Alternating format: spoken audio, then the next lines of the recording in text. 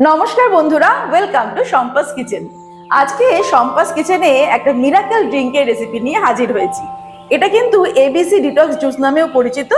এটা শরীরের জন্য ভীষণ উপকারী একটা ড্রিঙ্ক, যেটা সকালবেলায় খালি পেটে খেতে হয়। কি কি দিয়ে তৈরি করতে হয় নিশ্চয়ই ভাবছেন, সেটাই আজকে করে দেখাবো।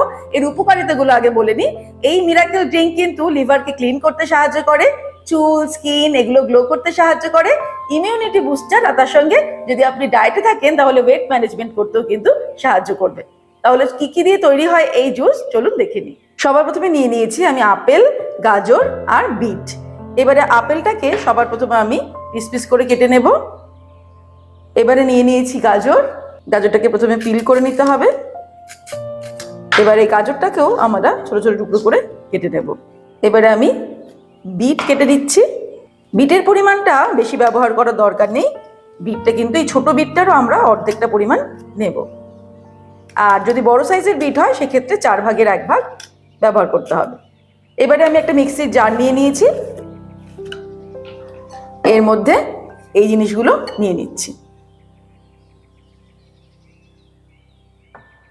আর দিয়ে দেব আদা, অল্প একটু আদা এরকম পাতলা পাতলা করে স্লাইস করে কেটে নিয়েছি, সেটা দিয়ে দিলাম। এবারে আমরা ঢাকনাটাকে আটকে দেব আর এটাকে ভালো মতো ব্লেন্ড করে নেব।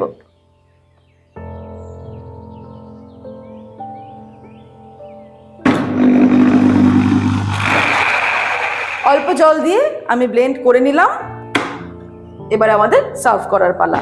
এবার এই গ্লাসের মধ্যে দিয়ে দেব 1/2 টিস্পুন বিট নুন, অর্ধেকটা পাতিলেবুর রস, আমি দানাটা আগেই বার করে দিয়েছি।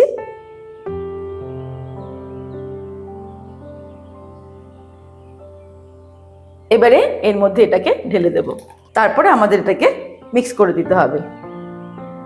ব্যাস তৈরি হয়ে গেল আজকের রেসিপি মিরাকেল ড্রিঙ্ক বা এবিসি ডিটক্স জুস।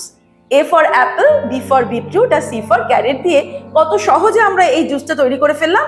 এবারে কিন্তু সকালবেলায় আমরা যদি এটা খেতে পারি আমাদের অনেকগুলো বেনিফিট হবে। যেমন এটা কিন্তু লিভার ক্লিন করতে সাহায্য করে, ওয়েট ম্যানেজমেন্টে সাহায্য করে, স্কিন, হেয়ার এগুলো গ্লো করতে সাহায্য করে, আর এটা তো ইমিউনিটি বুস্টার হিসেবে এমনিতেই পরিচিত। তাহলে আজকের এই রেসিপিটা ভালো লাগে, রেসিপিটাকে লাইক করতে আর শেয়ার করতে ভুলবেন না। আর অবশ্যই সম্পাস কিচেন চ্যানেলটিকে সাবস্ক্রাইব করে নেবেন। আজকে তাহলে এখানেই শেষ করছি। ভালো থাকবেন, সুস্থ থাকবেন। আমি আবার হাজির হব নতুন নতুন রেসিপির সঙ্গে। নমস্কার।